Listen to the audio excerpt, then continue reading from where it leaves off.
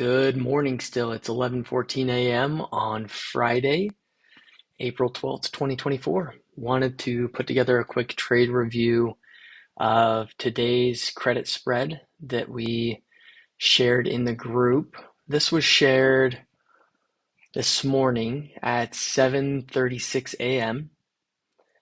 and it was to take the 52.20, 52.25 call credit spread with an order to be filled at 35 cents credit. And we got filled, let's actually look here. We got filled, I believe, at 1 minute later, minute and a half later. Oh, I lied. A minute later, because we were selling to open. So 7:37 a.m., which 7 minutes after the market opened, we got filled. And we were in the trade for a little bit more than an hour, 28 seconds more than an hour. And we were able to collect $12.50 minus fees. I think it ended up being right around 1,000 and some change on this trade. So just to walk you through like the thought process here, we've been seeing a lot of action around this 5,200 for the past week and a half or so. There's been a lot of volatility that we've seen. I mean, yesterday, for example, we sold the same call credit spread yesterday. Actually, we sold 5 points higher. We did the 52.25, 52.30, and we got out at 50% of max profit on this drop, and it got down to a low of like 5 cents down here, and then it ran up, and there were some people that held through this and still got their max credit at the end of the day, but they were playing with a little bit of fire there. So this morning, market opens up. We obviously saw a big gap down. There's been a lot of news, as we've seen, on Iran and Israel and some attacks that might be happening, a possible war that might happen. And so we've seen that implied volatility expand. We're finally VIX is finally above $17 for the first time in a long time. And so there's lots going on here, huge breakout on the VIX. This is where some people are going to start thinking that some larger drawdowns or pullbacks in the market are due, is with VIX finally breaking out. I guess back in the beginning of February, we did not have that one day over 17, but we're just breaking out over 18. So going back to the trade today,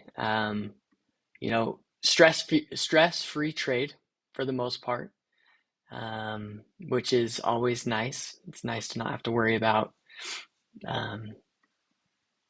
our levels being challenged at all. On this trade, we were looking at a hedge zone. So if we were going to get anywhere from like 52.05 up to the 52.10 areas when we're going to start looking to hedge our position, we didn't get close to that at all. I think we got filled here at 0.35 credit. The highest I saw here was a few fills at 0.45 credit. And then as soon as we got back down to this level, we're back at 0.3 credit, and we were out an hour later. So right here at like 8:37 on this drop is where we got out. So a little over an hour in the trade. And we do this daily. So these trades, they're pretty self-explanatory, but I do want to walk through them for everyone who maybe hasn't traded credit spreads before, or someone who's interested in trying them again and learning a little bit about the reasoning why we take the trades when we take them. So the market open, almost every day, volatility is higher. The implied volatility at the market open is higher than it is at the close typically, unless you have massive drops at the end of the day, then implied volatility grows immensely. But what we are doing is we're capturing that implied volatility here in the first hour or so of the day to try to capitalize on some credit. So we are, rather than buying single leg calls or buying single leg puts, we are actually selling premium. And so, and obviously, instead of selling naked calls or selling cash secured puts, we are using credit spreads to our advantage to extract some money from the markets while staying relatively safe in terms of distance away from price action. So for anyone that is not familiar with what a credit spread looks like, so it's a vertical spread or a credit spread, and it can be a call credit spread or it can be a put credit spread. And essentially how this works is you can kind of see down here, but we can also see it here in my monitor tab. This is how the transaction works. So we sold to open the 5220 call. So we are selling that, and then we bought to open the 5225 call. And so the price of each of those options or those contracts was the 5220 calls were at $1.42 and the 5225s were at $1.07, which gives you that 35-cent gap or 35 cents credit that we collected. So we collect that 35 cents. Now, the goal here is we want to get out for about 50% of max profit. Price action quickly moved away from our credit spread, and so I was okay letting it ride for a little bit longer to get a little bit more credit. So we ended up buying to close. So because we initially sold the 5220 call credit spread, or we initially sold the 5220 call, we had to buy it back. So we bought back the 5220 call, 50 contracts at 39 cents. And then we sold the 5225 calls that we had initially purchased. We sold those back at 29 cents, giving us a 10-cent debit. That means that what I keep is the difference between the credit and the debit. So we kept 25 cents of credit. And that means that minus fees and stuff, it's about 20 cents that we ended up keeping. So 20 cents is $20. And then when you trade 50 contracts, you're at about $1,000 profit. So this shows $12.50 because that's not taking out the fees. So questions that I get on these trades is, okay, what's your risk? So a lot of people will say, well, your risk on a $5 wide credit spread is $500. So you're collecting $35, but you are risking $500 because that could be your maximum loss. The only way that that would occur is if the price action ran all the way up and through the 5225 level and expired, or the day ended with price action above 5225. That would be a max loss, and you'd lose $500 per spread, and we took 50 spreads here. So our max loss on this trade is $25,000. However, we would not let the trade go that sideways, which is why I was talking about in the beginning of part of the video that we have a hedge zone around 5205, 5210. Depending on how early or late in the day if we would have gotten to this level, would have dictated how we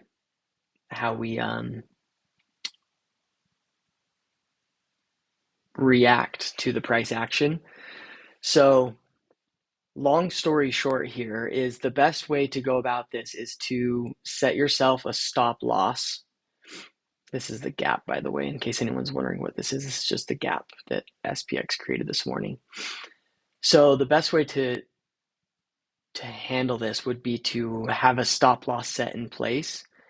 I usually will aim anywhere from 3 to 4x the credit collected. So we're looking at anywhere between roughly $1.10 and $1.05 to $1.40 would be your stop.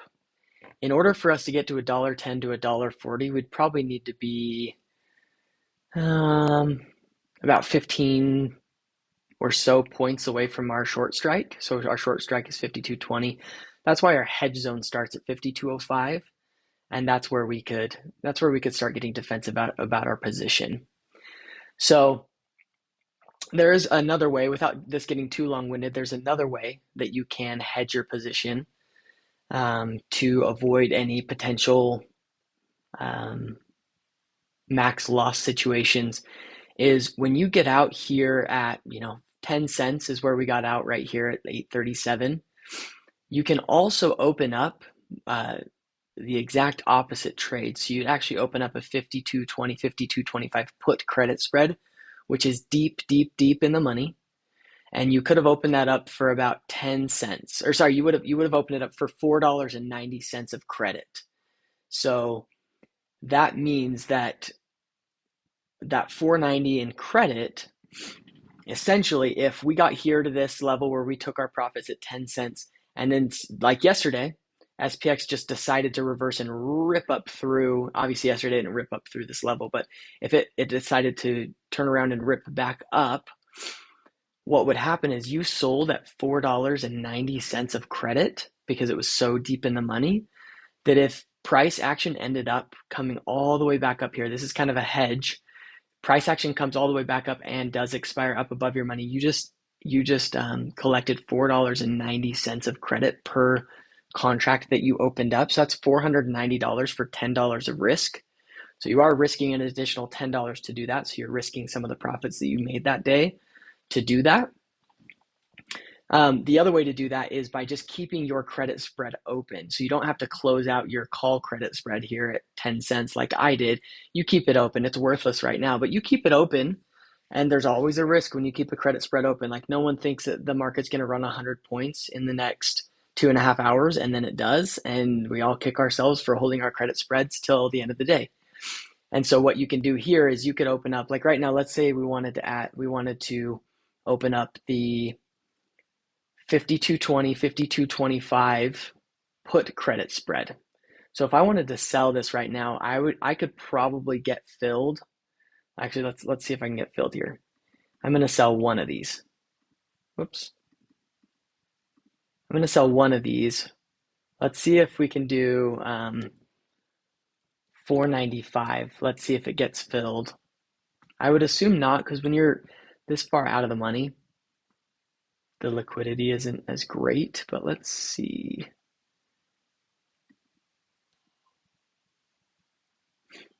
Okay, we're filled. So we are filled there at 4.95. So this means our max loss on this trade that I just got filled on is $5 because it's a $5 wide spread. And this is how we could hedge. So if somehow if the Fed right now, Fed speaking again, Israeli media is talking about missiles that are launched from South Lebanon. So lots of stuff going on right now. Anyways, if somehow though price reacted to some of this news positively, or we found out that news or war wasn't happening, or whatever might be the case, and price rips back up through here, I'm going to end up making $495 for that one credit spread that I just opened. So instead of me having to open up 50 lots to hedge my max loss, I could open up 10 lots, because 10 times 490, that's $4,900. I guess I would have to open up, if we did 50 lots at $490 profit, that would exactly hedge my max loss here of 24.5. So if you opened up the same number of lots of the contrarian, which is a put credit spread, which is deep in the money right now, that's what would happen. So anyways, more or less, this is exactly how we trade daily. So, without this being a extremely long video, which I already know it is, just wanted to walk you guys through kind of what we do here. So yesterday we did the 52 to 52.20, 52.25. We did the 52.10, 52.15 on Monday, or sorry, that was Wednesday. That was Wednesday. And here's just like a quick review of what we did Wednesday. So we got filled on this pop on the 52.10, 52.15 call credit spread at 0.3. This is a good example. We had a level of resistance right here at 51.80 was like our hedge zone where we were going to start acting a little bit differently towards the trade. So initially, we actually saw the spread get up to as high as 80 to 85 cents per spread. And it's a little bit of a scary place to be. Like, you're looking at, like, if you do 50 contracts there, you're looking at $3,000 in the hole so far, potentially more.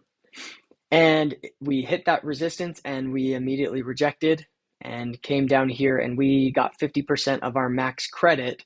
Here's the interesting thing. It was at the same price level that we got filled. So because the implied volatility had decreased so much and theta was working in our favor, we got out for 50% of our max profit about an hour and a half later. And then the credit spread still expired worthless, but I usually do not hold into close. I'm usually the type that will get out at 50% and move on to the next day. So anyways, if you want to learn a little bit more about this strategy, I might even put together like a full strategy video of how we set these up. Let me know. You can put some comments down below, or you can also join our free Discord. I will put a link to that also in the description, where you can come in and just hang out with us, chat with us a little bit, and get any guidance that you might potentially be looking for. Anyways, take care, everyone.